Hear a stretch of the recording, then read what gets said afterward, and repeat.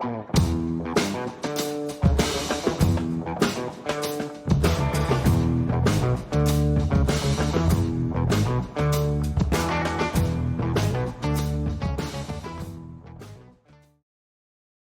Eagles did what? Breaking news starting the pod. This is great. So, for the folks listening at home, it is 5:29 on Saturday, November 1st that we're recording. And right as we hit record, Howie does it again and moves. What did he move? What's the details? I'm looking now. It looks like the Ravens are sending former Pro Bowl cornerback Jair Alexander and a 2027 7th-round pick to the Eagles in exchange for a 2026 6th-round pick. What? Come on. Like, So what the hell? his value's down. How has he been playing this year? Bad. He's been playing bad. Well, there you go. He's could be good in the Eagles system. Like, shit, and they gave up nothing. They gave up pennies for him. They literally got him and a 7th for. They swapped a 6 and a 7 for him, pretty much. My God, that's crazy. All right, welcome to the Yeah, that is pod. nuts. Yeah, what's up? What's up? I'm We're back. No, we are. That is some breaking news, if we've ever had it on the pod. This first evening pod. We're usually morning. Yeah, this is an evening pod. I'm not drinking coffee this time, and I see you're not drinking coffee either. I have vodka. Oh, I thought it was white vinegar. That would have been awesome. What's going on? No, yeah, we're chugging away this season. Rig pulled one out this week, so that's a sight for sore eyes. But Yes, otherwise, we're we still will get 2 into 6. it. But yeah, no, it was a good week. Like we were just saying before when we were setting up, like very solid performances from everyone this week in terms of lineups. Solid all around play from most of the league. Yeah. No, well done, gents out there listening. You want to? I can go through some of the rundowns and kind of see. Yeah, who let's big do the performers rundown were? and then we'll get into it. Yeah, you got it. So first up, speaking of good performers, Raj put the fucking smackdown on me. He scored 170 points, and led. He was really led by Breece Hall and Troy Franklin, and Bo Nix. So he scored. I don't know if that's the most points in the league this year, but it's more than I've scored. Yeah, the funny thing is you would have pretty much beat every other team with the exception of Eric, but it's by like 0.5 points. And you lost by almost 40. And I lost by 40. That's how scary Raj is. And it sucks because it's deflating for Love is in the air. Love is kind of in the dirt at this point to just get their shit kicked. But, really, this is why we thought Raj was scary in the couple episodes before, because we knew his team could do this. No, he's good. We had our first 2 teams pass 1,000 points for the year last week, and it's Raj and Eric, and Raj is at 1,045, which is My God, pretty insane considering he's Crazy. 45 points above everybody else. that's insane. That's wow. But yeah, so Raj takes the win over me. Hurts. Got to lick my wounds and move on. Mm-hmm. And the next matchup that I had, we have Ricky falling to Fabian. And honestly, I mean, there was nothing too notable from this game other than Ricky just fell flat on his projection. Yeah, Just a lot of mid. And Rick's bench, there was not much he could have done, I guess. I mean, his bench had 5.6 points. It's actually incredible. Everyone was on bye, I think. Yeah, or hurt. Yep. Yeah, Ricky's in a blender right now.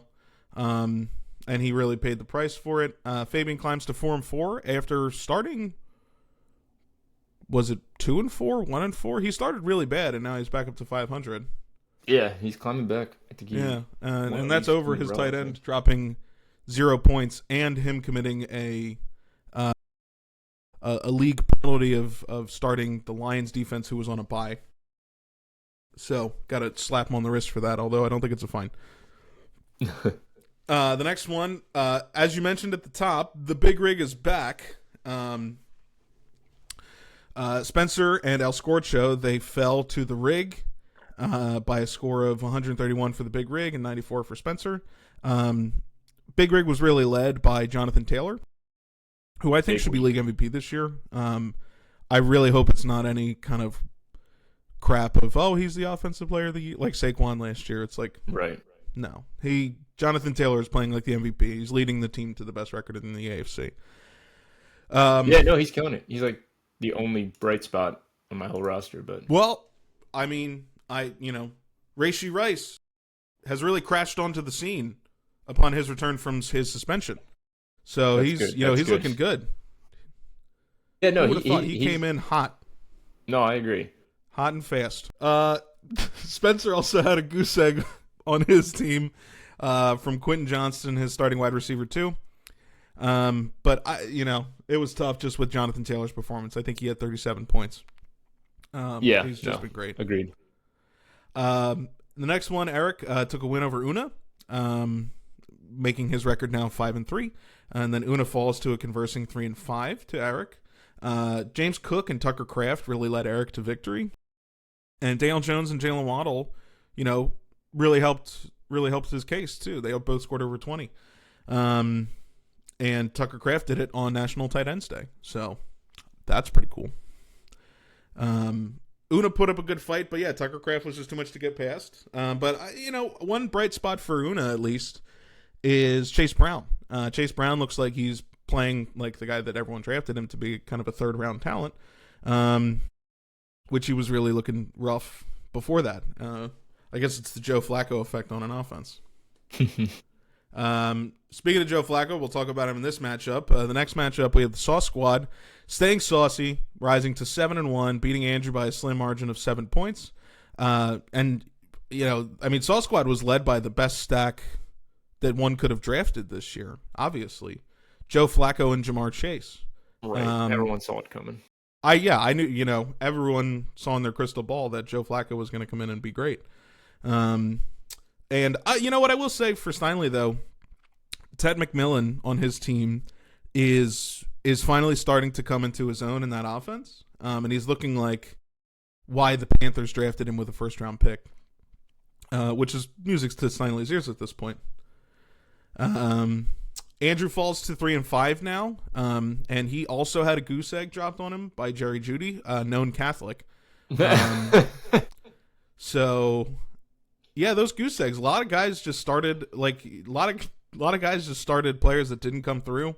But Herbert, Justin Herbert looked good for Andrew, as did Devon Achane. He looked like a bright spot, and also Taylor Swift's husband. And finally, Rob picks a win up over Carl and Darth Vader. I'm sure Quinn's going to love to talk about this one later in the quads. But, I will say Rob's performance was somewhat mid. But Carl having a bad week really gave him the victory. Tampa Bay's defense was Rob's highest score in the league. Yeah, 89 points. Yeah, 89 is rough. And it was a flat performance. Rob was led by Tampa Bay's defense and special teams. And then 41-year-old Aaron Rodgers was also the leader for Rob's team in that win. I guess, Quinn might have been right about Darth Vader. Seems like every week, that guy just doesn't meet his projected score. And especially in the bye weeks that we're at now, the projected scores are way lower than the top. It is, yeah. I mean, his points for and points against is like both are anomalies in our league, pretty much. Yeah, well, there's always one. One moment for Carl is that Harold Fannin is actually looking like he's turning into a solid starting tight end for fantasy purposes. And he acquired him through trade earlier this year, the only trade we've had so far. So it's nice that that's kind of working out. It's looking like it's working out for both teams, because I traded for a running back, and I got Quinshon Judkins, who's been crazy when he plays. And then Harold Fannin now is looking like a starting tight end for Carl, which is good. But yeah, like we said, pretty solid week from everyone. A couple unexpected goose eggs, but people manage the storms. Yeah, no, agreed. Good week overall. I just want to go back to Sauce too. 7 straight wins. I know. It's like very impressive. He lost week 1, and then it's just been on a tear. I think. Let me look this up, because I did not realize it was 7 straight. But Yeah, he also is high up there in terms of the moves made count. He's got 18 moves. It's something I'm staying cognizant of throughout this whole thing since we talked about it at the top. it is interesting. Yeah, no, he's looked great. Newcomer, man. Newcomer to the league. Coming on, Making us look bad. Damn. But yeah, no. Sauce looks good. Raj looks good. Eric looks good. I'm the only Eric's one in that coming top into 4 his that own. really. I'm the only one in the top 5 that lost this week. Top 6 that lost this week. No. Yeah, you're right. No. Yeah, I it's guess. fine. I got Puka coming back. We're good. Is he coming back? Yes, he is coming back. Thank God. Okay, yeah. He's still, I mean, obviously outside of the injuries, but he's been pretty much the best player in fantasy, right? Yeah, he was number 1 before he got hurt. Mm-hmm. I don't know that he's going to get back to that level, just Right. because now Devontae Adams has more experience in the offense. I think the hope is, if I'm the GM of the Rams, the hope is that now that Devontae Adams is comfortable in the offense, that he's more of a decoy than he was before. Yeah. No, that's And a good they can point. still both kind of eat, but he's more of a decoy for Luka, who's been the centerpiece. It should help him, but you never know with the receivers. Sometimes. Yeah, Stafford looks good this year too, which is nice. I actually am playing that stack this week. Oh, nice. Yeah, yeah. You wanna? What are we looking at for the weekly awards? You want to run through them? Yeah. Team of the week, we pretty much already hit it, but Raj has just been killing it. Like you said, 170 points last week, probably a league record this year. We'll have to check the sources on that, but yeah, he's killing it. Over 1,000 points. Not much else to say. Probably, I mean, I think for the last 2-3 weeks he's looked really dominant, and now he's just kind of taken off. Yeah, I mean, he's got the most points in the league. Oh, per Elias. Is it Alias or Elias? The sports record, the sports thing. Yeah, I know who you're talking about. Per Elias, El Scorcho has the scoring record for the league of 185.56. Okay, damn. Oh yeah, I remember Scorcho slightly bragging about that now. Well, you know what? He should have taken the points he scored in that game and spread it out over the other games. He really should have. Yeah, fantasy is just funny like that because even points for, like, Sauce weirdly isn't as high as some of the guys in 8, 9, and 10th place. I mean, he's just right there, and he's still 7-1, just killing it. Yeah, So. no, he looks great. But yeah, so Raj is scary, and we should all be worried. Yep. All right, bust of the week. We got to give it to Baker Mayfield, who pretty much sucked. Darth Vader, we also obviously have issues with on this podcast, but yeah, this is probably Baker's worst game. Fumble, 152 passing yards. He got 4.08 fantasy points. Let's see who Carl could have started. I didn't think he's rostering a quarterback, so. He's only rostering Baker. Yeah.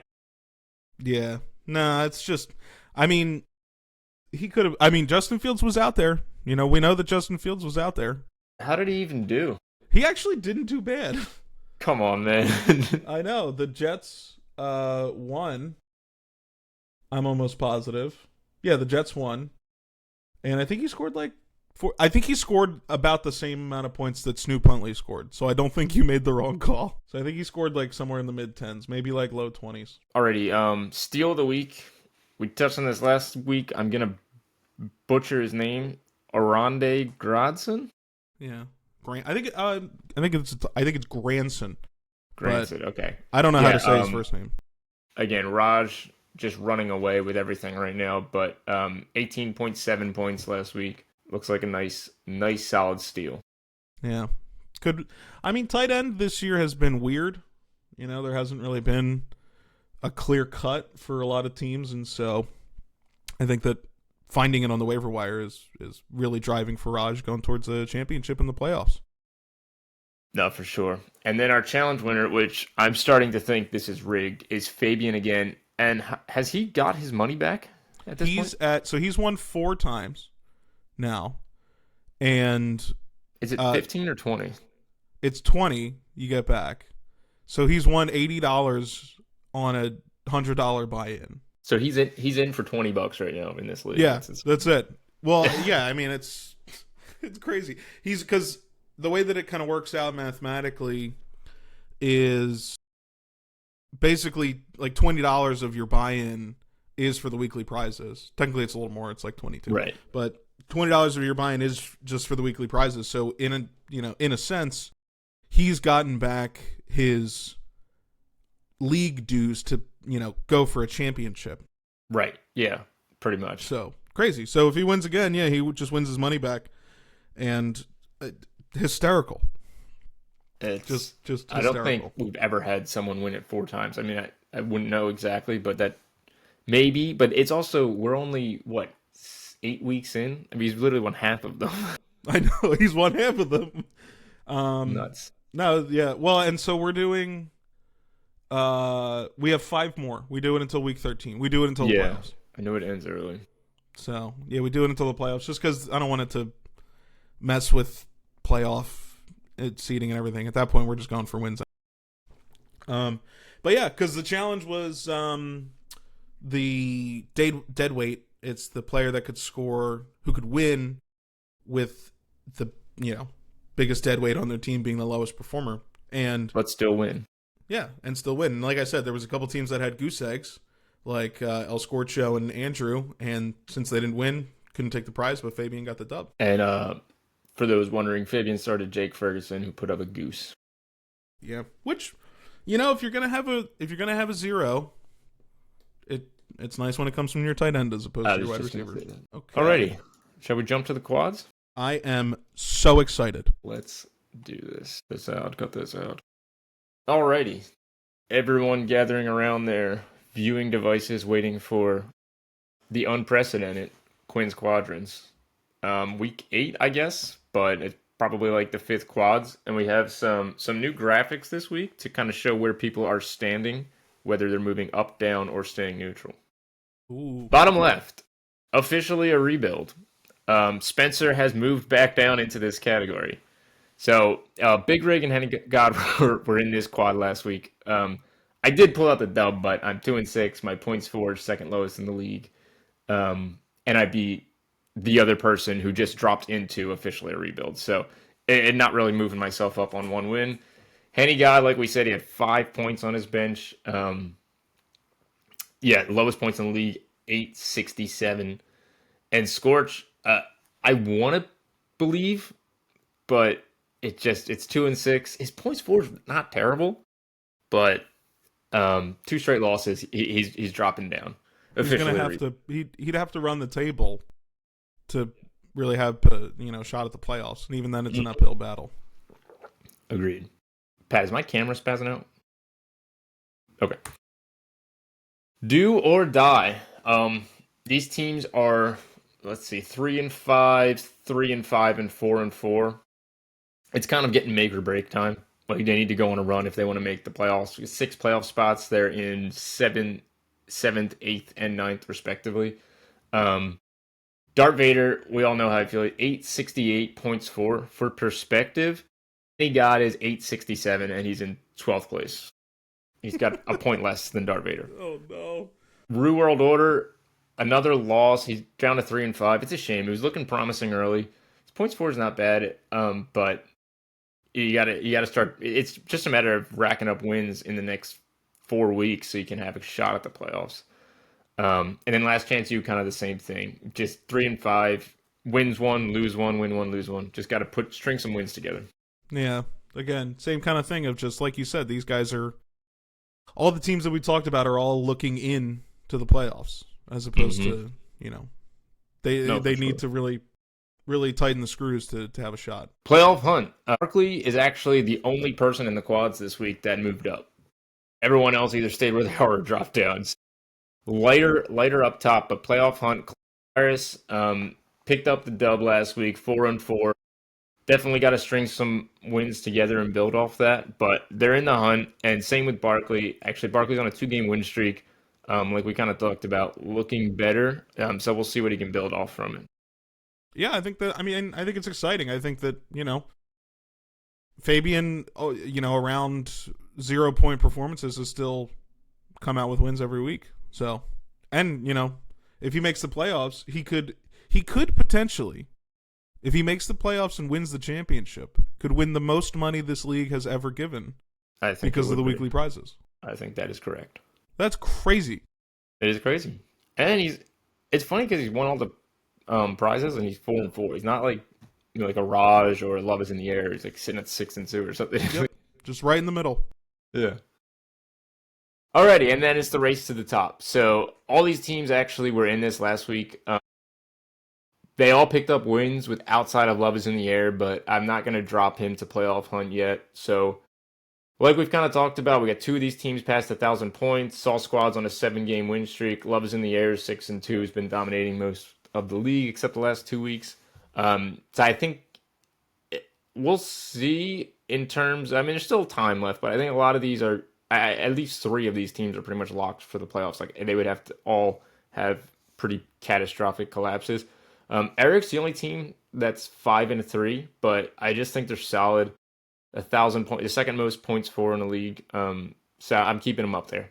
Yeah, no, I agree. I think that, and from just defending myself too, when you're going up against the 170 points, there's not much that you can do unless you score 171. Right. If you would have dropped one to like Ricky, no offense, Ricky, then it's a different story. But you lost to pretty much the hottest team in the league right now. Yeah.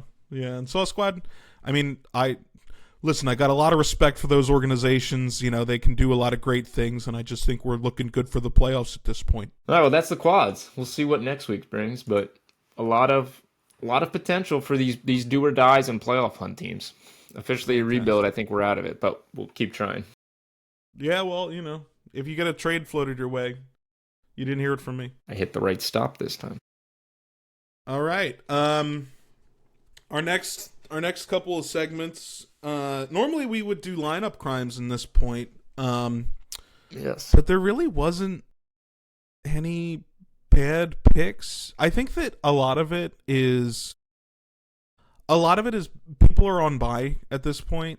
Yeah. And performers are on bye, so you can't help but play your backup running back. Right, your hands are tied. It also Carl would have probably won it if he had another quarterback rostered, but he literally didn't have another quarterback, so we can't really give him a lineup crime for that. Yeah, no, it's and it's also part of it is, at least to me, if you're expecting your quarterback to do well and in some kind of freak situation they don't, then what are you going to do?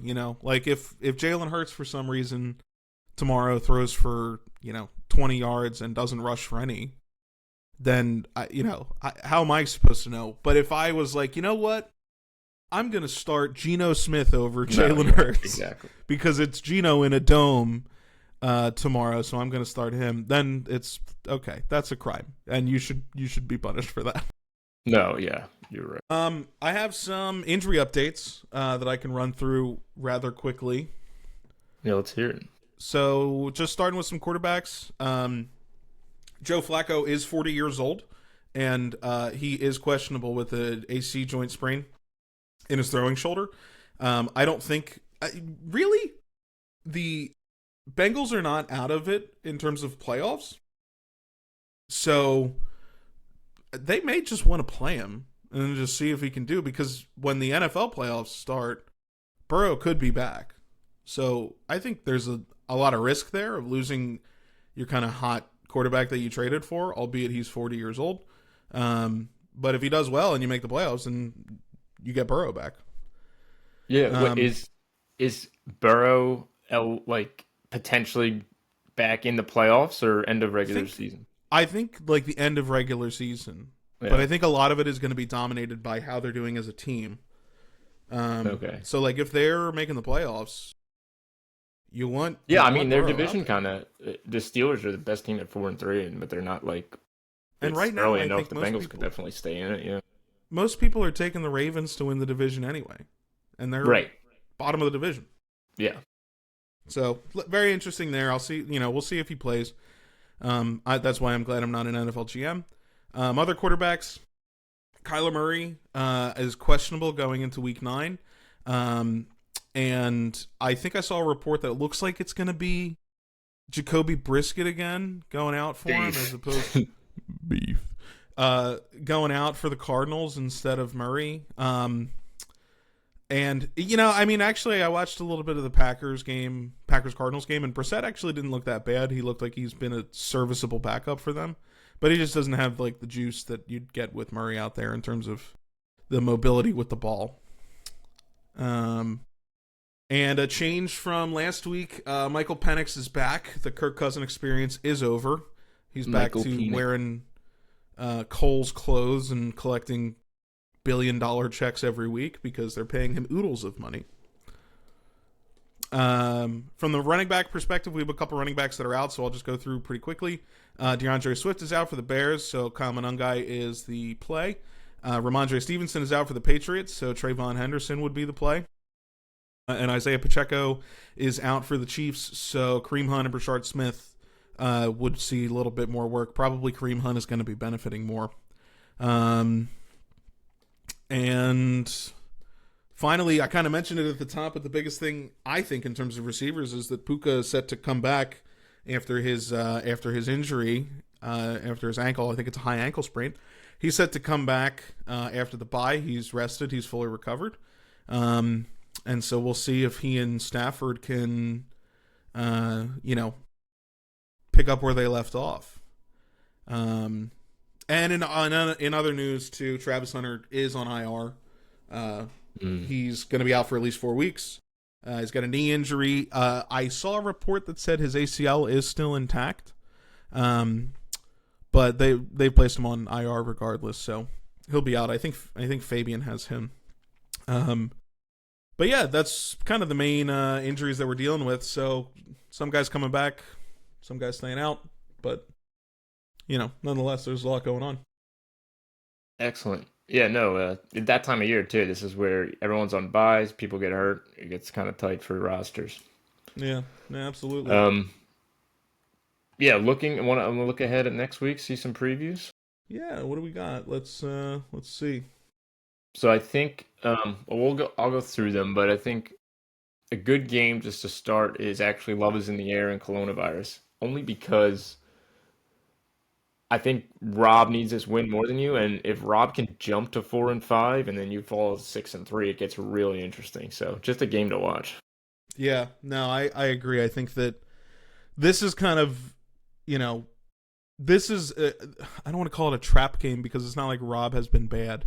Right. But like this is like game 5 for Rob. Like this is kind of the rubber match of if he can do this, he also knocks me down and he's probably sitting in 4th. Mm-hmm.